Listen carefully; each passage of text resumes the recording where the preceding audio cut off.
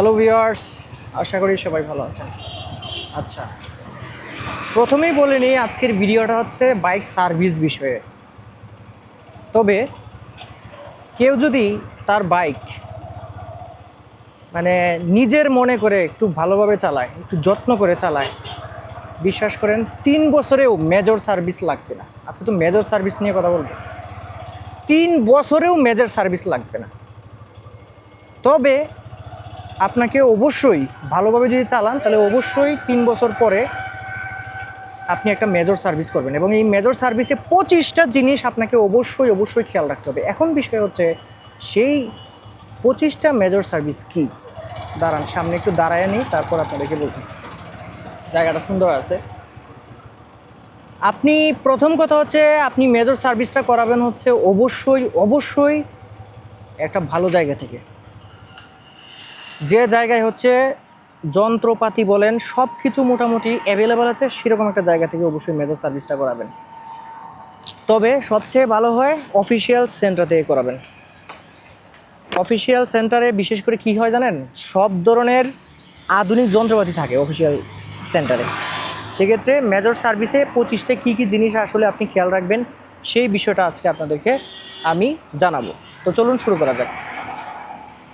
So viewers, আপনারা যেটা করবেন একদম প্রথমেই আপনার ইঞ্জিন অয়েল যেটা আছে সেটা চেঞ্জ করাবেন। আর এটা হচ্ছে আমি একদম এক থেকে শুরু করছি। এক নাম্বার, বাইকটা ওয়াশ করাবেন খুব ভালো করে। 2 নাম্বার, অনেকে দেখবেন যে আপনার বাইক পরে ওয়াশ করে কাজ করার পরে, না, আমি এটার পক্ষে না।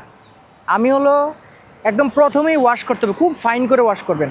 2 number, engine oil oil filter দুইটা চেঞ্জ করে ফেলবেন। আচ্ছা, এরপরে যেটা করবেন, এয়ার ফিল্টার পরিষ্কার করবেন অথবা পরিবর্তন করে ফেলবেন। যদি আপনার যেহেতু মেজর সার্ভিস, সেক্ষেত্রে এয়ার ফিল্টার যে এটা এখানে থাকে, হ্যাঁ, সেক্ষেত্রে আপনি কী করবেন, এয়ার ফিল্টারটা একদম চেঞ্জ করে ফেলবেন। আর স্পার্ক প্লাগটা কোথায় থাকে, এই যে স্পার্ক প্লাগ, এই যে হচ্ছে স্পার্ক প্লাগ। এই স্পার্ক প্লাগগুলো চেঞ্জ করবেন একদম, মানে টাকা পয়সা খরচ হলেও আপনার জিনিস একদম নতুনের মতো হয়ে যাবে। স্পার্ক প্লাগটা চেঞ্জ করে ফেলবেন। তারপর হচ্ছে আপনার ভাল্ব যেটা আছে সেটা বাল্বের এই উপরে থাকে বাল্ব, বুঝছেন, সেটা বাল্ব ক্লিয়ারেন্স চেক এবং অ্যাডজাস্ট করাবেন। এই জন্য বলতেছি অফিসিয়াল এদেরকে ট্রেনিং দেওয়া হয়, তো ওরা খুব ভালোভাবে এগুলো চেক করতে পারে। আচ্ছা, তাহলে থ্রটল বডি এবং কার্বুরেটর যে টিউনিং আছে থ্রটল বডি, সেটা হচ্ছে আপনি একদম ভালোভাবে পরিষ্কার করাবেন।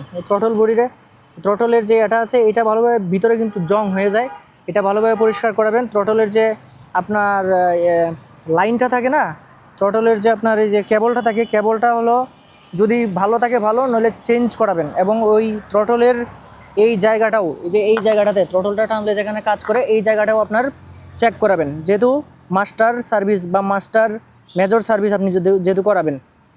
তারপর হচ্ছে যদি আপনি লিকুইড কুলিং আপনার গাড়ি হয়ে থাকে, তাহলে কুলেন্ট একদম পরিষ্কার করে আপনার নতুন লিকুইড অবশ্যই এখানে মানে আপনি ব্যবহার করবেন। আচ্ছা, এরপরে হচ্ছে আপনি 7 নাম্বার বা 8 নাম্বারে যেটা করবেন, 8 নাম্বার না, এটা 9 নাম্বার বলতেছি। 9 নাম্বারে করবেন হচ্ছে এই যে ব্রেক ফ্লুইড, এই যে ব্রেক ফ্লুইড, এটা দেখেন আমারটা অর্ধেকটা হয়ে গেছে। সো ব্রেক ফ্লুইড যেটা করাবেন এটা আপনি মানে চেঞ্জ করবেন, মেজর সার্ভিস অবশ্যই চেঞ্জ করবেন, ভালো করে পরিষ্কার করে ব্রেক ফ্লুইডটা চেঞ্জ করবেন। আচ্ছা, এরপরে যেটা আপনি করবেন, ব্রেক প্যাড, এই যে ব্রেক প্যাড যদি আপনার মানে ব্রেক প্যাডটা আসলে চেঞ্জ করবেন কিনা সেটা আসলে ডিপেন্ড করে। কারণ ব্রেক প্যাড মনে করেন কয়েকদিন আগে আপনি চেঞ্জ করলেন, করা লাগবে না। যদি আপনার কিছুদিনের মধ্যে চেঞ্জ না করেন, সেক্ষেত্রে ব্রেক প্যাড যেগুলো আছে সেগুলো চেঞ্জ করবেন। এই ক্ষেত্রে মেজর সার্ভিসে বেশ কিছু টাকা খরচ হবে আপনার, কিন্তু গাড়ি কিন্তু একদম মানে নতুন হয়ে যাবে একদম। আচ্ছা, এরপরে ক্লাচ অ্যাডজাস্ট করবেন। ক্লাচে যেটা আছে, এই যে ক্লাচের যে কেবলটা আছে, যদি পুরাতন হয়ে থাকে বেশি, হ্যাঁ, মনে হয় যে এটা চলতেছে না, তাহলে একদম চেঞ্জ করবেন ভাই, আর এটা রিপেয়ার করার দরকার নেই, চেঞ্জ করবেন। আর আমি যেটা বলতেছি সেটা হচ্ছে আপনার একটু ব্যয় সাপেক্ষ, কিন্তু আপনার গাড়ি কিন্তু একদম মানে প্রথম যখন কিনছিলেন যেরকম সেরকম হয়ে যাবে একদম। তবে জিনিসটা কিন্তু অবশ্যই মানে যে আপনার যে গাড়ি যে ব্র্যান্ড, সেই ব্র্যান্ডের অফিসিয়াল সেন্টার থেকে করবেন, তাহলে সবচেয়ে ভালো হয়। এরপরে হচ্ছে আপনাদেরকে যেটা বলবো সেটা হচ্ছে চেইনটা দেখবেন। চেইন এবং চেইনের যে স্পকেটগুলো আছে, এই যে চেইন এবং চেইনের যে স্পকেটগুলো আছে সেগুলো ভালো করে চেক করবেন। যেগুলো ঠিক আছে কিনা। ঠিক থাকলে ভালো করে এটা পরিষ্কার করাবেন। হ্যাঁ, প্রথমে কেরোসিন দিয়ে ভালো করে পরিষ্কার করাবেন, তারপর হচ্ছে ফ্লুইড দিবেন, চেইনের যে লুব্রিকেন্ট আছে সেটা দিবেন এবং এটা অ্যাডজাস্ট করবেন। দেখেন আমারটা কিন্তু লুজও নাই আবার কিন্তু টাইটেও নাই, দেখছেন এরকমভাবে। আচ্ছা, স্পকেটের অবস্থা। স্পকেট এখানে একটা থাকে আর এখানে একটা তো দেখতেই পারতেছেন, এই যে স্পকেটটা অবশ্যই আপনি চেক করাবেন। যদি সমস্যা হয়ে থাকে তাহলে স্পকেট চেঞ্জ করতে হবে, স্পকেটের সেট আছে চেঞ্জ করতে হবে। আর নইলে যদি হুট করে আপনি জোরে টান দেন তাহলে মানে হুর হুর করে মানে দেখবেন যে ইয়া হয়ে গেছে, মানে হ্যাঁ অনেক সময় এই স্পকেটের অবস্থা খারাপ হইলে আপনার খুব বাজেভাবে শব্দ করে আর কি। আচ্ছা, এরপরে হচ্ছে টায়ার প্রেশার এবং ক্ষয় হয়েছে কিনা দেখেন। এই যে ক্ষয় দেখছেন, এটা কতটুকু মানে ভিতরে আছে, এটা কাঁটাটা। তো এটা ক্ষয় হইলে কিন্তু এটা একদম মানে এই সবটা কিন্তু ক্ষয় হয়ে একদম সমান হয়ে যায়। তো সমান হয়ে গেলে আপনি একজন বিশেষজ্ঞর পরামর্শ নেবেন যে এই টায়ারটা আর ব্যবহার করবো কিনা। হ্যাঁ, এই টায়ারটা যদি ব্যবহার করা না যায়, এই যে দেখেন এই যে অংশটা এটা যখন ক্ষয় হইতে হইতে একদম ওই ভিতর পর্যন্ত সমান হয়ে যাবে না, তখন কিন্তু এই টায়ারটা আর ব্যবহার করবেন না। তাহলে টায়ার স্কিড করে আপনার জীবন পর্যন্ত মানে স্লিপ কেটে বা টায়ার স্কিড করে আপনি পড়ে গিয়ে জীবনটা পর্যন্ত নষ্ট হয়ে যেতে পারে, মানে মরে যেতে পারেন। এটা কিন্তু আপনি লক্ষ্য রাখবেন এবং আপনার এই প্রেশার নিতে পারবে কি না এগুলো লক্ষ্য করতে হবে ওই টাইমিং। তারপর হচ্ছে হুইল বিয়ারিং পরীক্ষা করতে হবে, ঠিক আছে। আপনার যে হুইল, এই যে ভিতরে যে বিয়ারিংগুলো, এখানে কিন্তু বিয়ারিং আছে, এই বিয়ারিংগুলো চেক করতে হবে এবং এই যে বল্ডারসারের যে বিয়ারিংটা আছে এটা ভালোভাবে চেক করতে হবে, টাইট আছে কিনা বা এটা লুজ আছে কিনা বা নষ্ট হয়ে গেছে কিনা, এটা খুব ভালোভাবে চেক করতে হবে। এই জন্য বলতেছি যে আপনি কিন্তু একজন ভালো দক্ষ টেকনিশিয়ানের কাছে যাবেন। এটা উল্টাপাল্টা টেকনিশিয়ানের কাছে গিয়ে লাভ নেই কোনো, গেলে আরও উল্টা আপনি যে টাকাটা খরচ করবেন পুরাটাই লস হয়ে যাবে। কিন্তু আমার গাড়ি যেহেতু ইয়ামাহা, এই জন্য এটা দেখাইতেছি আর কি।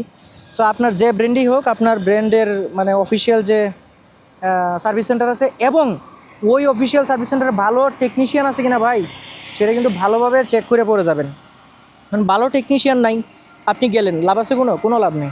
এরপরে যে এখানে ব্যাটারি থাকে, ব্যাটারির ভোল্টেজ ঠিক আছে কিনা আপনি যখন এই যে হেডলাইটটা জ্বালানোর পরে যখন আপনি সেলফ মারবেন না, তখনই বুঝতে পারবেন। যদি হেডলাইট জ্বালানো অবস্থায় যদি সেলফ মারার পরে যদি হেডলাইট বন্ধ হয়ে যায়, সেক্ষেত্রে আপনার ব্যাটারি কিন্তু দুর্বল। সেক্ষেত্রে ব্যাটারি চার্জ দিবেন, চার্জ দেওয়া যায়। অনেক জায়গায় কিন্তু বলে চার্জ দেওয়া যায় না, কিন্তু চার্জ দেওয়া যায় ভাই। আমি অনেক সার্ভিস সেন্টারে দেখছি চার্জ দেওয়া যায়। চার্জ দিলে যদি চলে তাহলে চললো, উঠলো, আর না উঠলে ব্যাটারিটা চেঞ্জ করতে হবে। আচ্ছা, এরপরে হচ্ছে আপনার এই যে হেডলাইট আর টেইল লাইট যেগুলো আছে, যে হেডলাইট, এই হেডলাইটটা ভালোভাবে মানে চেক করবেন। এই যে ইন্ডিকেটর আছে, ইন্ডিকেটরগুলো ভালোভাবে চেক করবেন। এগুলো মাঝে মধ্যে এমন অবস্থা হয় যে চলতেছে মানে মানে চলার মতো চলতেছে না, মানে চলতেছে এই জন্য চলতেছে, এরকম হয়ে যায়। তখন হচ্ছে আপনার যদি প্রয়োজন পড়ে তাহলে চেঞ্জ করতে পারেন, অথবা সেগুলো ভালোভাবে চেক করে রেখে দিতে পারেন। এরপরে হচ্ছে সব নাট বল্টু, ঠিক আছে, যত ধরনের নাট বল্টু আছে সবগুলো কিন্তু আপনি চেক করাবেন, মানে একটা করে। কারণ এটা মেজর সার্ভিস, আপনার কাছ থেকে অন্তত 2000 টাকা নিবে মেজর সার্ভিসের জন্য। মেজর 2000 বা 3000 টাকা নিবে এবং সব ধরনের যে পার্টস আছে সবগুলো আপনাকে কিনে দিতে হবে। সেক্ষেত্রে ভাই আপনি কেন ভালোভাবে চেক করে নেবেন না, সেটা ঠিক আছে না। আচ্ছা, এরপরে ইঞ্জিন অয়েল তো আমি প্রথমেই বলছিলাম, ইঞ্জিন অয়েল এবং ফিল্টারটা অবশ্যই আপনাকে চেক করে চেঞ্জ করে ভালোভাবে নতুন একটা ইঞ্জিন অয়েল দিতে হবে। আর গাড়িতে সবসময় সেমি সিনথেটিক অথবা ফুল সিনথেটিক এই দুইটা ব্যবহার করবেন। সেমি সিনথেটিক অথবা ফুল সিনথেটিক ইঞ্জিন অয়েল ব্যবহার করবেন, সবচেয়ে ভালো পারফরমেন্স পাবেন, অনেক ভালো পারফরমেন্স পাবেন। তারপরে যে সাইড স্ট্যান্ড, এটা ডাবল স্ট্যান্ড, এই ডাবল স্ট্যান্ডে তো দেখলেই বোঝা যায় যে আসলে এটা ভালো মানে ঠিকমতো আছে কিনা। তারপরে যে চেসিসটা আছে, চেসিসটা ঠিকমতো আছে কিনা সেটাও একটু চেক করাবেন যে সমান্তরালভাবে আছে কিনা। আর এই যে সিঙ্গেল স্ট্যান্ড, ডাবল স্ট্যান্ড যে দুইটা আছে এগুলো ভালোভাবে চেক করাবেন যে এটা ঠিক আছে কিনা। আর এফআই, আপনার বাইক যদি এফআই থাকে, আমারটা এফআই, তাহলে এফআই পরিষ্কার করাইতে হবে। এফআইটা ভালোভাবে পরিষ্কার, এই যে এফআই এখানে আছে, এফআই যে ফুয়েল ইঞ্জেকশনটা আছে এটা ভালোভাবে আপনাকে পরিষ্কার করাইতে হবে। আচ্ছা, এরপরে হচ্ছে আপনি এটাকে মানে সব ওভারঅল সবটা দেখবেন যে কোনো কিছু বাকি আছে কিনা। তারপরে হলো যে সার্ভিস, মানে যে মেন টেকনিশিয়ান তার উপরে কিন্তু একদম সব নির্ভর করা যাবে না। সবগুলো আপনাকে একটা করে দেখে আপনাকে বুঝে নিতে হবে। তারপরে আপনি যেটা করবেন একটা টেস্ট রাইড দিবেন, অন্তত 2-3 কিলোমিটার একটা টেস্ট রাইড দিয়ে আপনি দেখবেন যে আসলে কোনো সমস্যা লাগতেছে কিনা। যদি আপনি এক্সপার্ট না হন তাহলে একজন এক্সপার্ট সাথে নিয়ে যাবেন। আজকে এইটাই ছিল হলো আমার মানে আপনাদের মেজর সার্ভিসের ক্ষেত্রে আপনাদের পরামর্শ। বিশেষ করে যারা খুব আদর যত্ন করে বাইক চালান তারা কিন্তু আসলে 2-3 বছর 4 বছরে কিন্তু মেজর সার্ভিস লাগে না, 3 বছরেও লাগে না। হ্যাঁ, এই ছোটোখাটো সার্ভিসগুলো মানে করাইলেই হয়। তবে যারা রাত চালান তারা মেজর সার্ভিসের ক্ষেত্রে এই 25-26টা যে আমি বললাম আসলে গুণই নেই। এইগুলো যদি আপনি ভালোভাবে দেখেন, আশা করি আপনার বাইকটা একদম প্রথম দিন যেমন কিনছিলেন একদম এইরকম একটা এক্সপিরিয়েন্স পাবেন। তো আজকে ভিডিওটা এই পর্যন্তই। সবাই ভালো থাকবেন। আল্লাহ হাফিজ।